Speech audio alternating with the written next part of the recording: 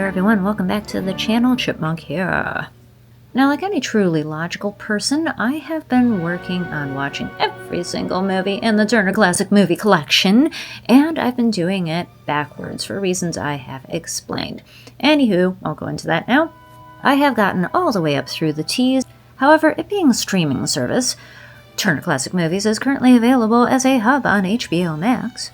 That means that they are constantly removing movies and adding movies every month. Therefore, I have to keep doing supplemental logs. And this is one of them. So, without any more preliminaries, let's get to it and see what I have to add to the list. Young Bess, 1953, directed by George Sidney. Starring Gene Simmons and Stuart Granger. I hadn't ever heard of this one. It's a historical fiction with heavy emphasis on the fiction part. It's about young Queen Elizabeth before the Queen thing. She spars with her father Henry, played by Charles Laughton, who else, and falls for older married man Stuart Granger, all while demonstrating both her aptitude and attitude for eventual rulerdom. This is really quite a good film with production value and most excellent performances all the way around. But yeah, as said, don't come looking for historical accuracy. Otherwise, I highly recommend this if you seek it out. The Woman on the Beach, 1947. Directed by Jean Renoir. Starring Joan Bennett and Robert Ryan. Ryan is all set to marry his cute little fiancée, Nan Leslie, but he keeps having weird dreams involving a mysterious woman. Soon enough, lo and behold, he comes across said woman on the beach. It's just like in the title. She is a hot young thing married to an older man, Charles Bickford, who was a famous painter before he went blind. Although her husband and Ryan become tentative friends, she entices Ryan into almost killing said husband, but a catastrophe brings her and Bickford, and also Ryan and Leslie, back together in the end. Now, Bickford and Leslie are both really quite good, and it's neat to see Bennett in a femme fatale role, considering only 3 years later she was put in the mother role in Father of the Bride. But besides a pretty decently cool dream sequence at the beginning, this one is not memorable. And you've probably heard my opinion on this already, but why did they keep trying to make Robert Ryan happen?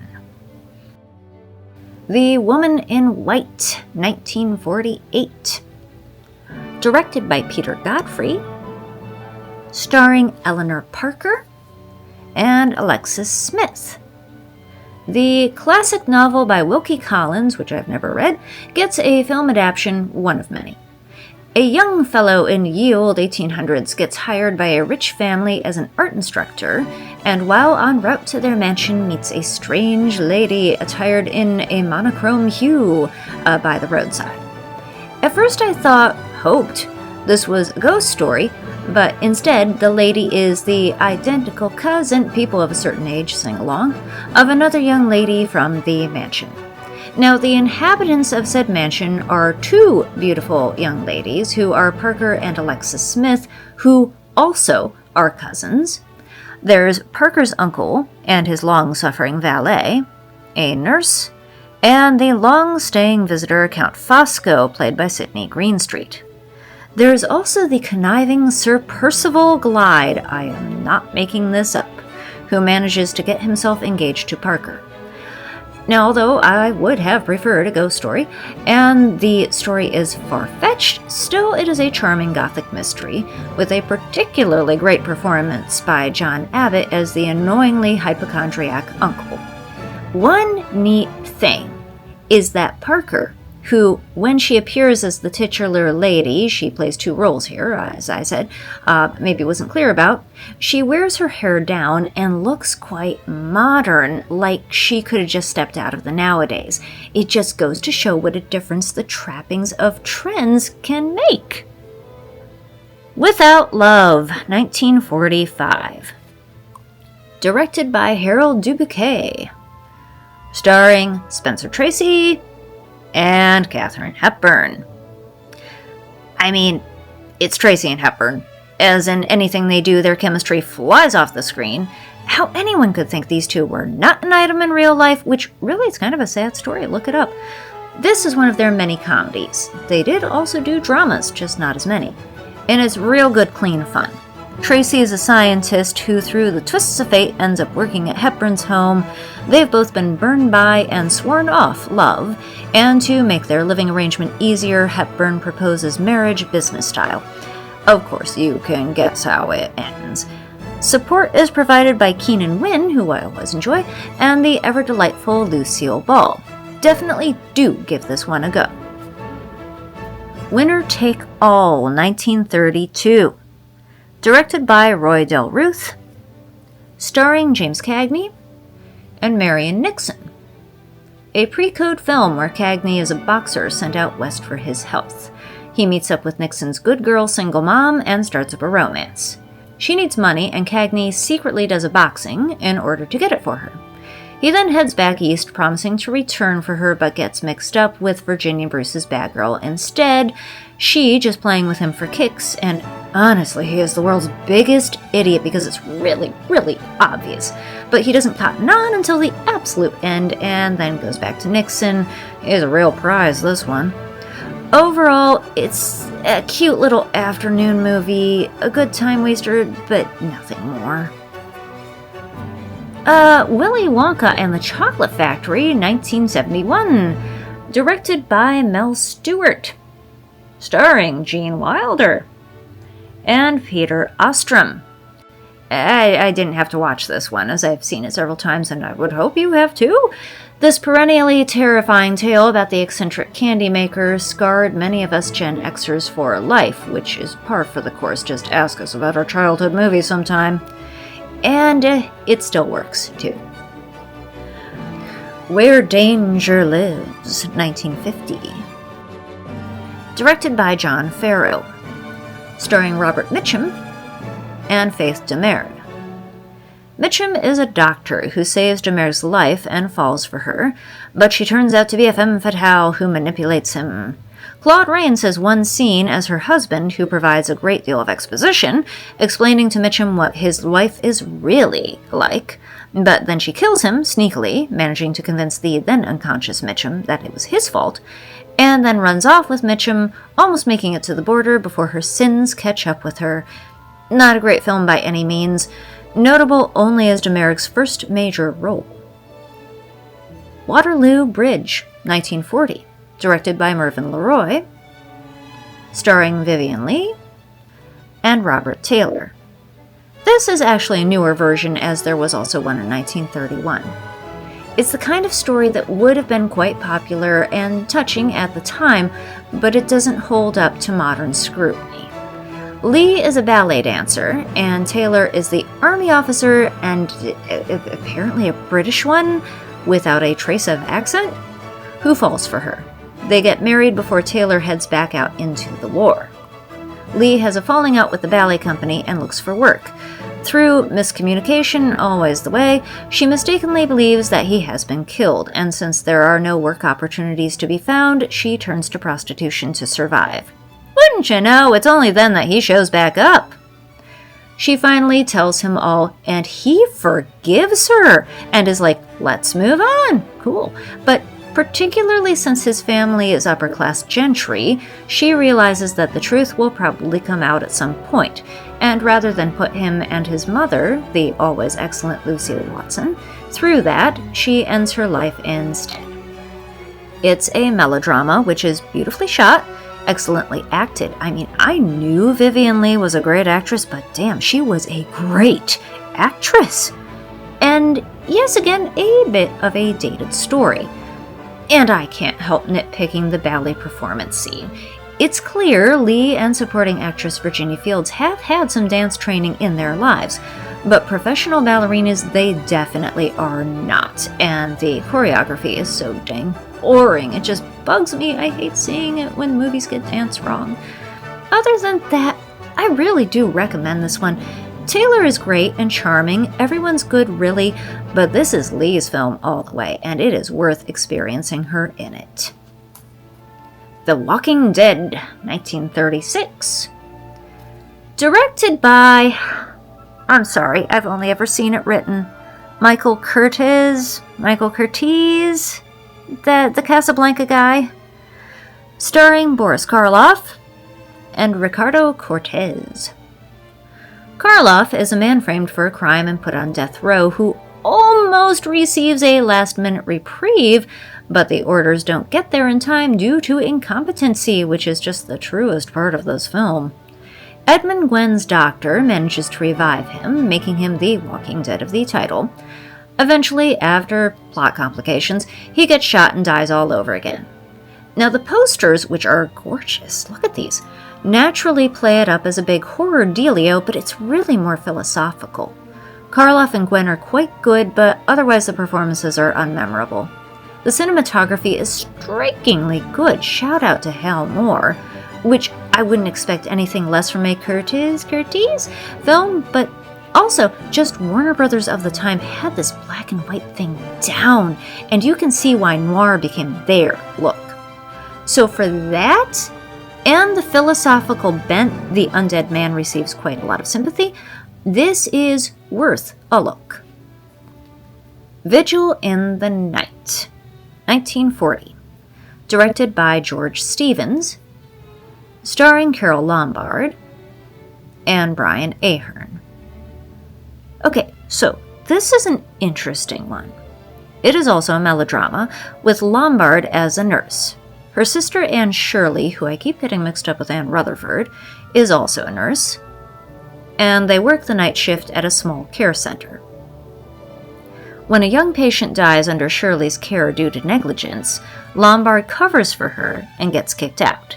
She finds work at another care center and establishes herself as exemplary under all conditions, rejecting the commands of the hospital's biggest donor, springing into action to save lives after experiencing a horrific bus crash, nobly standing by at once when her sister, who is also sympathetic rather than underhanded, marries her ex-fiancé, not hesitating to apply for the most dangerous work when an epidemic sweeps through. In short, she's the Mary Sueiest of all Mary Sues. That said, this oddly works, even to the end when Shirley's character dies from the epidemic, because of course she does. That was the way for a character what done wrong to get absolved back in the day. Brian Ahern is the Guy Friday, an administrator at the new hospital who stands by her and stands up for her, a true ally, and that also really helps this movie. Star Wars fans will enjoy seeing a young Peter Cushing in a supporting role. And Lombard is luminous in what can easily be an annoyingly cloying, say that 5 times fast, role, and it is a reminder that we lost her way too soon. Valley of the Sun, 1942. Directed by George Marshall, starring Lucille Ball and James Craig. You wouldn't think it to look at these lurid and dated Tomahawk Terror, really, posters, but this is a comedy western. Lucille Ball started life as a glamour girl, but her gift for comedy soon became apparent. Her character runs an eatery and is about to give it all up to marry Dean Jagger, when James Craig enters the picture and attempts to disrupt the impending marriage in any way possible. In real life, that would be the absolute worst, but everything here is played for laughs. And it's rather nice that Jagger is hardly a villain. There's an extended scene with Native Americans, and of course, the 2 main Native characters are played by white men. Tom Tyler plays a cranky young Geronimo, and his career is worth looking up. It is fascinating. But the rest are, as far as I know, actually Native Americans, who, although relegated to background characters, also get the chance to display some of their actual dances and whatnot, instead of having white people give a half-ass approximation. It's a cute movie in many ways, but also very much of its time. Union Depot, 1932. Directed by Alfred Green. Starring Douglas Fairbanks Jr. and Joan Blondell. A pre-coder with an unnecessarily complicated plot of Fairbanks being a down-on-his-luck bum trying to slick money off people at the depot, and accidentally coming upon cash, which has been hastily stowed by a bagman trying to evade the police. Of course, the police then nab Fairbanks for the crime, and he has to try to prove his innocence. At the same time, he tries to use the cash to help out Blondell, a dancer recuperating from injury who needs to catch a train to rejoin her troupe, and is also trying to avoid a creepy stalker. There's some definitely dated stuff, including Fairbanks being unnecessarily rough with Blondell at the beginning, but the neat part here are the constant cutaways between scenes to focus on the other folks moving through the depot, different personalities and slices of life. Even there's a modern Asian woman greeting her traditional family. Those are really pretty neat, as is the announcer who stands in a corner and sings out the upcoming train line connections. That needs to be a thing. I doubt it was ever a thing in real life, but we need to bring that back? The Unfaithful, 1947. Directed by Vincent Sherman. Starring Ann Sheridan and Lou Ayres. I read the description. Wife is unfaithful to her husband and expected a straight-up rather boring drama. But man, was I pleasantly surprised. Sheridan is indeed unfaithful to her husband Zachary Scott while he is overseas, as she can't take the loneliness and finds herself in an affair with a sculptor before she's quite realized it's still wrong. Once the war has been over a little while, the married sculptor, who we never actually meet, accosts her at her home while her husband is on a business trip. There is a struggle, and the sculptor ends up dead. She attempts to cover up by saying she doesn't know the man, but eventually all the story comes out. And there are the double issues she has to face of her marriage falling apart and also being on trial for murder. This could be a lot, see Union Depot, but it really works. I very much love that the movie does a fantastic job balancing the different sides, the complexity of the issue. We see the undeniably justifiable pain of her husband, and also Sheridan's pain, as she really does love him and regrets her actions deeply. Lou Ayres is the best friend ever to both of them as the attorney who represents Sheridan but also counsels them both. Eve Arden, as the self-centered, newly divorced, more or less friend of Sheridan, adds depth to her usual acerbity, particularly in an excellent scene where Scott goes to her while trying to process his emotions after Sheridan is acquitted. Her sister to him speech is one of the highlights of the film. Again, exploring all the complex sides of the emotions of such a deep and painful issue was not what I expected from a film noir of this time. Oh, did I like this one. Oh, and also Jerome Cohen shows up as what else? An attorney. Love that man. 2 Weeks with Love, 1950. Directed by Roy Rowland, starring Jane Powell and Ricardo Montalban. Another pleasant surprise on the whole. Looked like a generic musical, but it was more charming than I had expected. It's one of a spate of Remember When full-color musicals that came out at the time, set at the turn of the last century. The last century, oh my god, I'm getting old. The story is simple enough. Powell is 17 and anxious to be considered grown up, but her parents, not wanting her to grow up too fast, refuse to let her dress older and to get a corset. The family goes away for 2 weeks to their usual vacation spot, and Powell sets her sights on charming Montalban with many comedic attempts. I've said charming twice now, but I'm about to say it again because that's what all the performances are here, from Debbie Reynolds as Powell's younger sister, who likes Carlton Carpenter, who has eyes only for Powell, and also he's a young man hoping to be taken seriously by his own father, to Louis Calhern and Anne Harding as Powell's parents, supportive and still devoted to each other, truly relationship goals. And a special shout out to Harding, who I didn't really know about until I started watching the overlooked Christmas classic It Happened on Fifth Avenue. She was an actress who got pushed into mother roles far too early, but she was just fantastic nonetheless. Also, bit of trivia. Carpenter and Reynolds were partnered several times, including a brief musical number in 3 Little Birds, where Reynolds lip-synced, ironic given her role in Singin' in the Rain, to I Wanna Be Loved by You, song performed by the original Boop Boop a Doop girl, Helen Kane. And I usually don't get into personal info, but Carpenter reportedly was bisexual and not shy about it, which I mention only both because it's open info, and also it was unusual at the time. My only issue with this film is Powell's parents giving their consent to the relationship at the end, as their daughter is still only 17, and Montalban is a grown-ass man. Other than that, this is a truly delightful film. A Trip to the Moon, 1902, directed by Georges Méliès, starring Georges Méliès and Victor André. Didn't have to rewatch this one.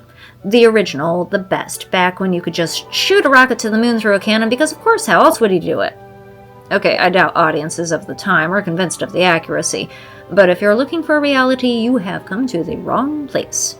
The entire movie is still so fun and imaginative. One of the best from the fertile imagination of magician Méliès.